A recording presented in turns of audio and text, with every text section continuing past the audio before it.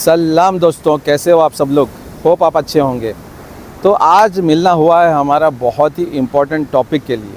जैसा कि आपको मैंने बताया, गोवा में जब आप आते हो तो बहुत सारी ऐसी चीज़ें हैं जो छूट जाती हैं, आप एक्सप्लोर नहीं कर पाते हो। चाहे आपने जितने भी प्लान्स बनाए हो, चाहे आपने जितना भी शेड्यूल बनाया हो, ऐसा होता है कि गोवा आने के बाद वो सारा शेड्यूल और वो सारी प्लानिंग्स चौपट हो जाती हैं।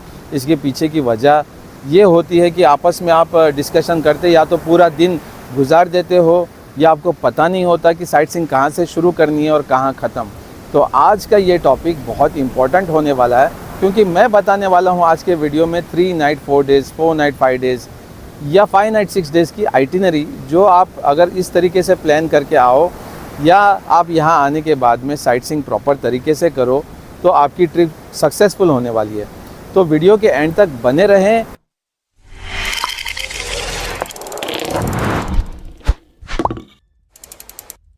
दोस्तों, वीडियो के स्टार्ट में मैंने जैसे बताया कि आइटिनरी का होना बहुत इम्पॉर्टेंट है, प्रॉपर प्लानिंग का होना बहुत इम्पॉर्टेंट है। और सबसे पहली बात अगर हम करें तो वो होती है स्टे, कि आपने होटल कहाँ, रिजॉर्ट कहाँ बुक किया हुआ है, क्योंकि उसके अकॉर्डिंग ही आप प्लान कर पाते हो कि आपको साइट सीइंग कहाँ से शुरू करनी है। देखिए, ज़्यादातर एक्सप्लोर करने वाली चीज़ें जो होती हैं वो हैं नॉर्थ गोवा में। नॉर्थ गोवा में वो सारी चीज़ें हैं, नाइट लाइफ के बारे में बात करूँ या आपको कुछ फोर्ट्स या फेमस प्लेसेस के बारे में बात करूं तो वो ज़्यादातर नॉर्थ गोवा में है। तो आपको साइट सीइंग शुरू करनी होगी नॉर्थ गोवा में।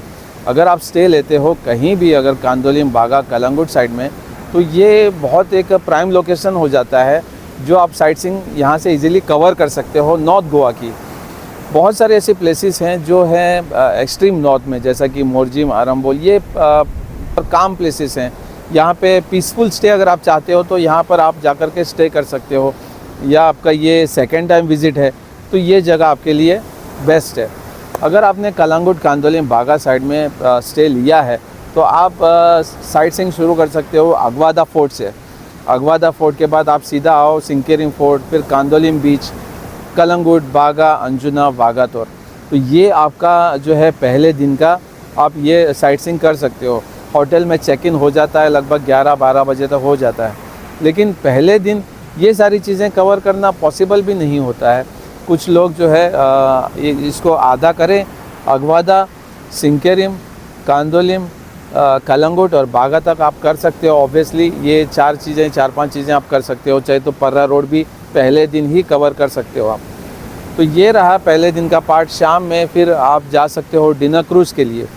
डिनर क्रूज़ आपको रात में 12 बजे तक चलता है, शाम में 7:30 बजे इसका पिकअप हो जाता है। तो ये एक पूरे दिन का शेड्यूल आपका बन गया, ठीक है। अब करते हैं दूसरे दिन की बात।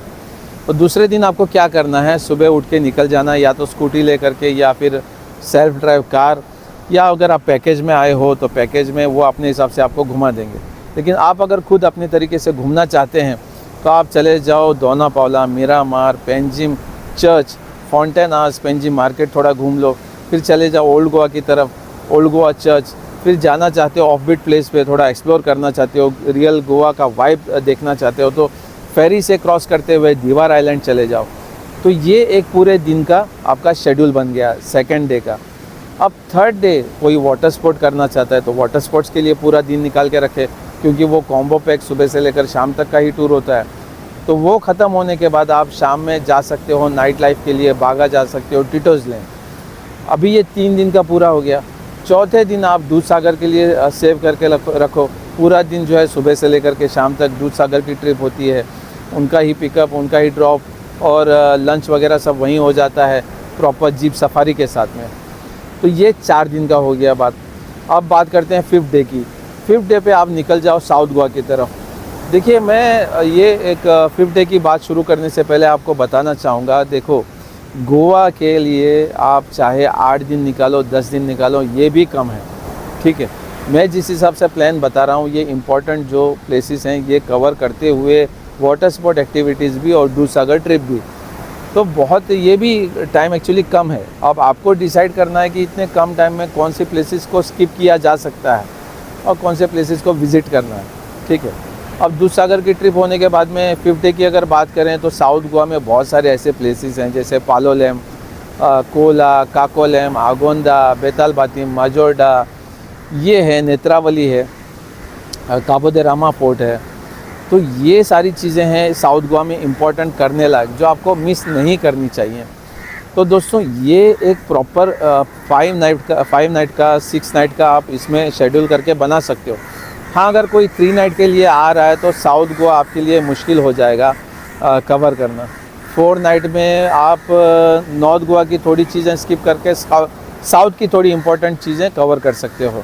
देखिए, मैं ये वीडियो अनकट बना रहा हूँ, आपने देखा होगा मैंने एक भी इस वीडियो में कट नहीं लिया है। और क्योंकि ये सारी चीज़ें हम लोग जानते हैं तो हमें कुछ सोच के बोलना नहीं पड़ता है। तो दोस्तों इस चीज़ का आप ख्याल रखें। ये रहा आपके सामने मैंने प्रॉपर प्लान बताया है।